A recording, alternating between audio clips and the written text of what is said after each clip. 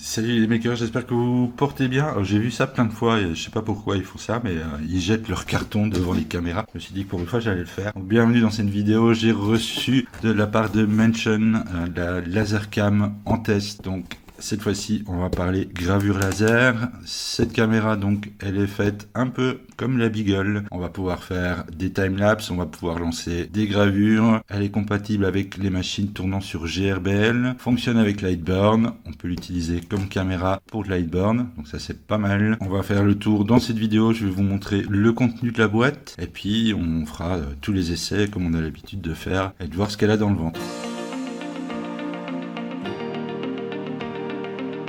Regardons maintenant un peu le contenu de cette grande boîte et voir un peu tout ce qu'il y a à l'intérieur. Nous avons ici donc un mode d'emploi avec tout ce qui est détaillé, tout le contenu de la boîte. Voilà, vous avez un peu d'avance. On a même les explications pour Lightburn. Alors, je vous expliquerai un peu plus tard, mais il est possible de calibrer cette caméra pour l'utiliser dans Lightburn et pouvoir du coup dans le soft voir nos objets sur le plateau et placer nos dessins correctement. On a ici des petits papiers, plutôt des cartons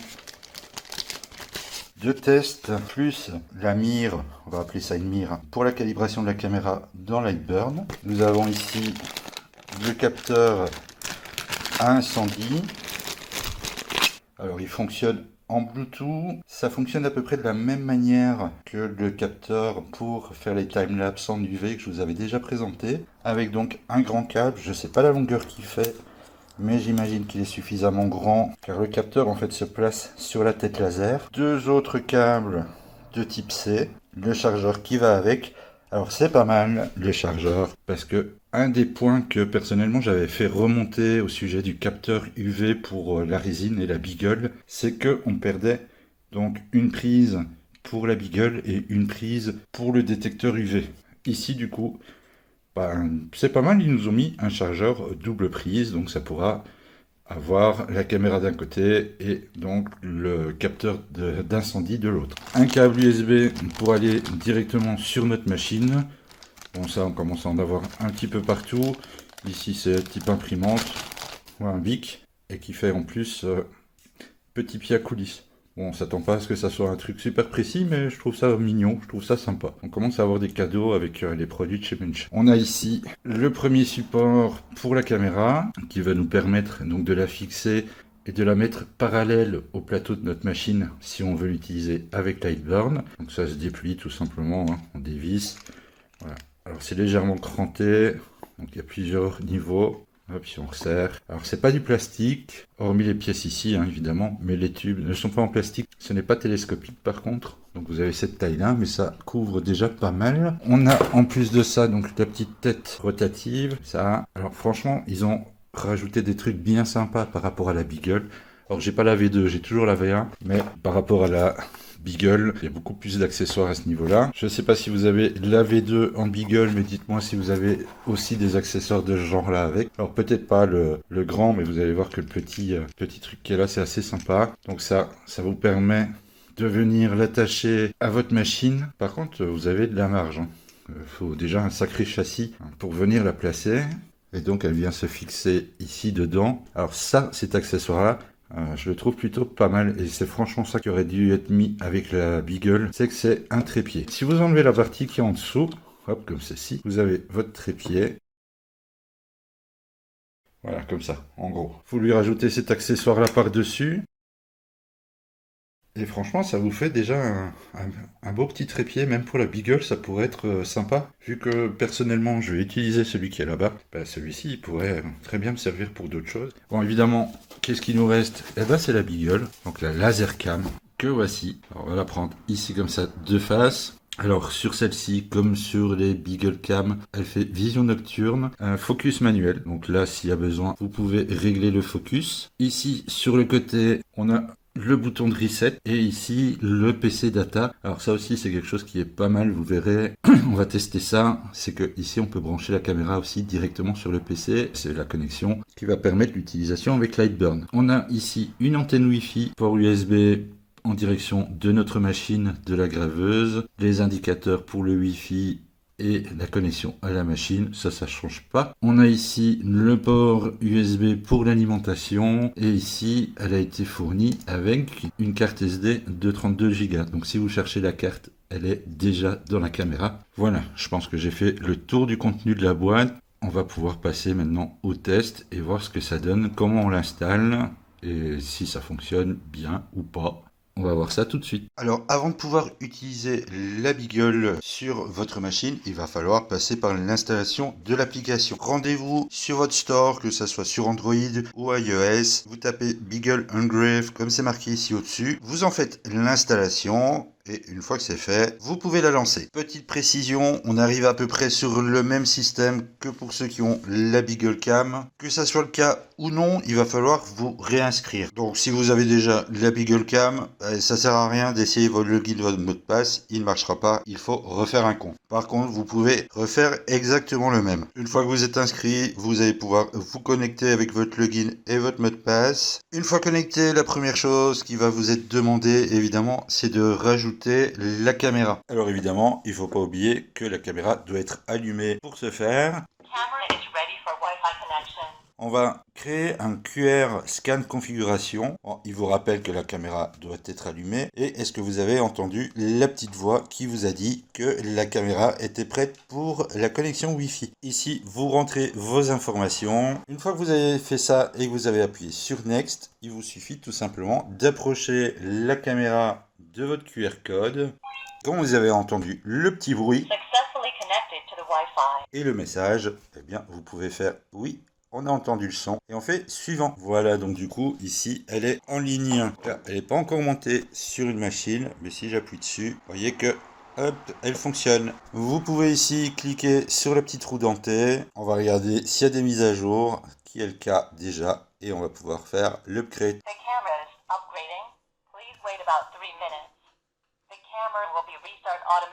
Bon, elle parle beaucoup, mais on va la laisser faire. La caméra sera déconnectée un petit moment. Vous regardez à l'arrière de la caméra, vous verrez qu'il y a les deux LED qui clignotent. Vous attendez évidemment qu'elle se reconnecte. On va l'entendre de toute façon. À partir de là, vous pouvez rafraîchir. Il suffit de tirer un petit peu vers le bas. Voilà, notre machine. Et voilà, la caméra est à nouveau opérationnel. Pour ce qui est de la configuration maintenant du graveur, vous pouvez venir ici sur la roue crantée, enfin les trois petites roues crantées. Comme pour la Beagle, vous avez le choix ici de donner un nom à votre graveur. Vous avez une série de marques qui sont ici déjà préenregistrées, ou alors vous avez encore la possibilité ici de faire le custom. On va lui donner ici la taille du graveur vu qu'il n'est pas dans la liste. Alors cette liste elle va grandir au fur et à mesure. Ici save, vous avez la vitesse de connexion. Vous avez ici les miroirs. Alors c'est pour tout simplement changer au cas où les axes moteurs. Et à partir de là, on est bon. On va pouvoir la connecter. Alors ici, évidemment, elle n'est pas branchée dessus. Donc si je fais connect, ça ne va pas marcher. Vous avez ici le répertoire du timelapse. Nous avons ici la liste des G-codes que nous pourrons lancer à partir de la caméra. Alors comme vous le voyez au passage, la caméra elle passe du mode nuit au mode jour selon la lumière. Et ici on a évidemment tous les contrôles de la graveuse. Maintenant ce que je vais faire c'est que je vais vraiment l'installer sur la machine. Je vais vous montrer ça et puis je vous montrerai en même temps la version web sur votre PC. Et on pourra commencer les tests de gravure. Donc voilà, nous voici sur la partie web comme prévu. On a l'IP qui est ici. Si vous voulez la trouver facilement, vous pouvez aller voir dans l'application du téléphone, dans la partie setting, caméra information. Je vous mets la petite image là et vous avez en fait l'adresse IP de votre cam. Vous la retapez ici et vous arrivez sur cette page de login. Ils ne se sont pas emmerdés, admin et vous rentrez donc dans l'interface. Donc on a une vue sur la caméra de base. Alors l'image elle est inversée par contre et il n'y a aucune possibilité pour le moment de la retourner. Ça c'est un petit peu dommage, mais sinon on a quand même une chouette vue sur la cam, on peut l'agrandir. C'est le même principe que pour la Beagle. On a ici le statut, on peut faire le contrôle des mouvements, la liste des fichiers qui ont été lancés via la caméra ou qu'on va lancer. On a le petit bouton ici pour lancer la gravure. Les timelapse, ça je vous en mettrai à la fin. On a testé, c'est pas mal. Lecture de G-code, c'est un petit terminal. Et ici, on a donc le setting. Langage, où là malheureusement, on n'a que l'anglais. Les réglages du timelapse, Donc ici, le premier, le clean, elle va déplacer la tête. On peut changer les coordonnées si on veut pour avoir vraiment une vue sur le plateau.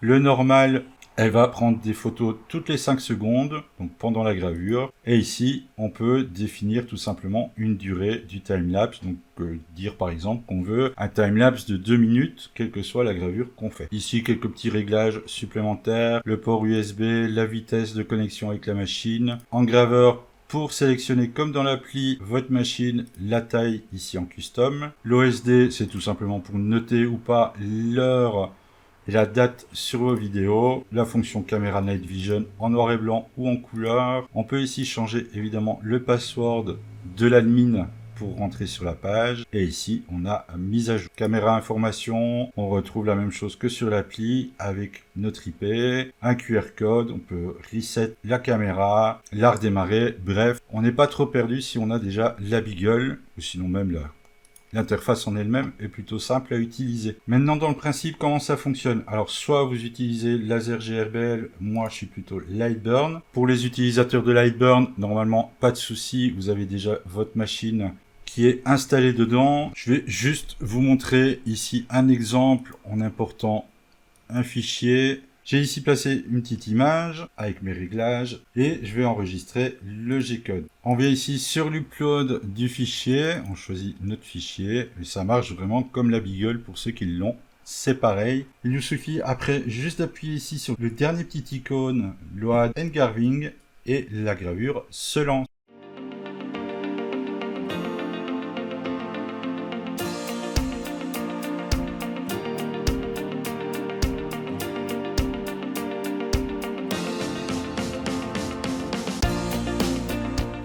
Autre fonction de la caméra qui est franchement sympa, c'est celle qui me plaît le plus, c'est la possibilité de la brancher sur votre PC directement et de l'utiliser comme caméra dans Lightburn. Je vais essayer de faire ça rapidement, de vous montrer comment on la configure. Vous venez ici dans Outils, calibrer l'objectif de la caméra. On vient chercher la laser cam. On a ici directement un visu sur la caméra, donc c'est parfait. On a bien une vue sur toute la graveuse.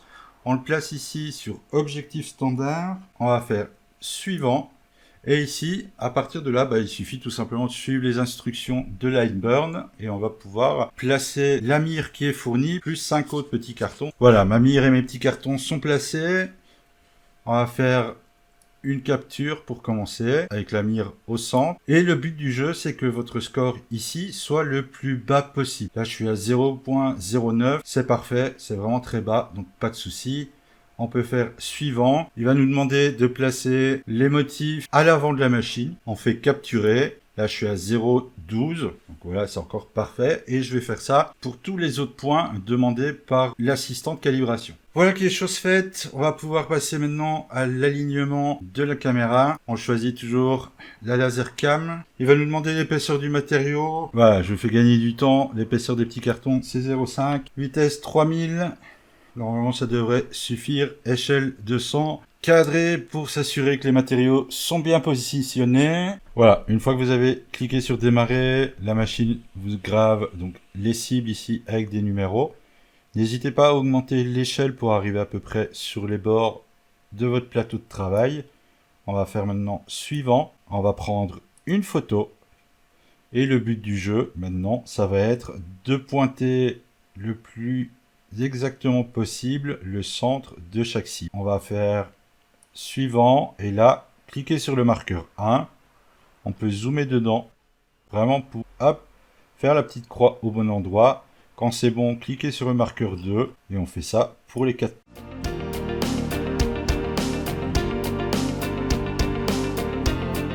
Voilà, on clique sur suivant et c'est terminé. On peut quitter l'assistant d'alignement de caméra. Ensuite, rendez-vous ici dans commande de caméra. Vous allez choisir à nouveau la laser cam. On met à jour la superposition qui va en fait nous afficher une photo de notre plateau. Et à partir de là, on peut placer nos objets. J'ai placé ici, comme vous voyez, la plaque un peu n'importe où sur le plateau. On met à jour la superposition.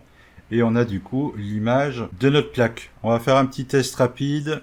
Après, je vous donnerai une autre petite astuce pour travailler sans Lightburn malgré cette fonction. On va juste taper test, hein, ça va être vite fait. On va venir le poser vraiment au bord pour voir si ça fonctionne bien. On est ici en remplissage, on va faire ça rapidement. Là, du coup, si ça fonctionne, on fait démarrer. Alors, je vais lui faire quand même un home avant. On fait démarrer.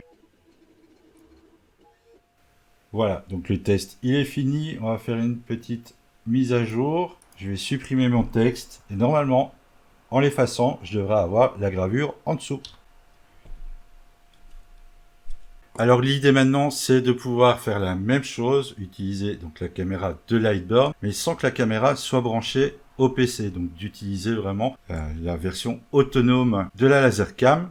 Alors pour ça, on va commencer tout simplement à la laisser brancher ici sur le PC. J'ai mis à jour l'image pour avoir mon carrelage ici que j'ai envie de graver. J'importe ici mon image. Alors je sais que le carrelage il fait à peu près 15 de côté, donc je vais un peu augmenter la taille. Mais je vais pouvoir surtout venir le placer exactement là où je veux sur le carrelage. Voilà, comme ceci. Et en fait, au lieu de lancer ici la gravure, je vais tout simplement enregistrer le G-code. Je suis en coordonnées absolues, donc pour lui l'image a des coordonnées. Donc il saura exactement où aller placer la tête pour démarrer. Mon G-code que j'ai sauvé est ici. On connecte la machine et on lance la gravure.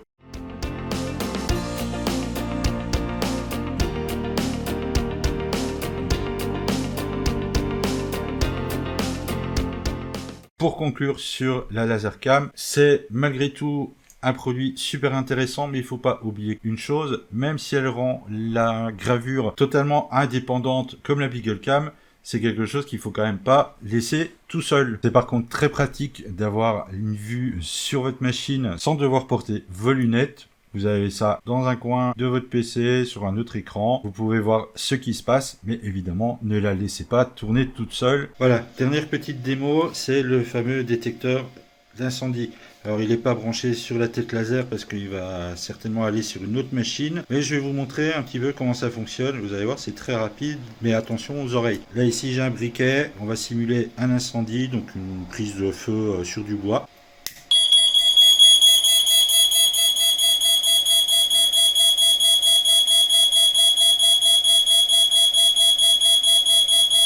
C'est assez strident. De plus, vous allez recevoir une notif sur votre téléphone. Alors le prix de la cam, il faut avouer, il est un petit peu élevé. Là, on est à 160 € pour le kit complet, donc celui que je vous ai montré au début. Ça va certainement en freiner certains. Je suis pas sûr que le timelapse intéresse beaucoup de monde parce qu'il faut avouer que ça triple, quadruple, même ça va jusque 6 fois le temps estimé de la gravure sans le timelapse. À côté de ça, la finition au niveau du pied, c'est vraiment bien fait. La caméra en elle-même, niveau qualité image, pas de souci. On a le petit trépied ici qui va avec. Bon, le kit, franchement, est super bien complet. Mais bon, il faut avouer que le prix, là, il n'était pas à ce prix-là au moment où je l'ai reçu. Là, ils l'ont un petit peu augmenté. Mais voilà, à côté de ça, j'avoue, elle marche super bien. Il lui reste encore pas mal de petits défauts. Elle est en début de vie, comme pour la Beagle. En fait, on a encore pas mal de petits soucis. Il y aura des mises à jour régulières, apparemment. Donc voilà, pour moi, très bon produit. Un peu cher, en début de vie, il y a encore quelques bugs à régler. Le capteur d'incendie, par exemple, est ultra sensible. Un peu trop de soleil et il va se déclencher. J'ai essayé de vous en montrer un maximum sur ce qu'on pouvait faire avec. Maintenant, à vous de me dire dans les commentaires ce que vous en pensez, si vous êtes prêt à mettre ce prix-là pour la caméra. Et puis moi, je vous dis à bientôt dans une prochaine vidéo.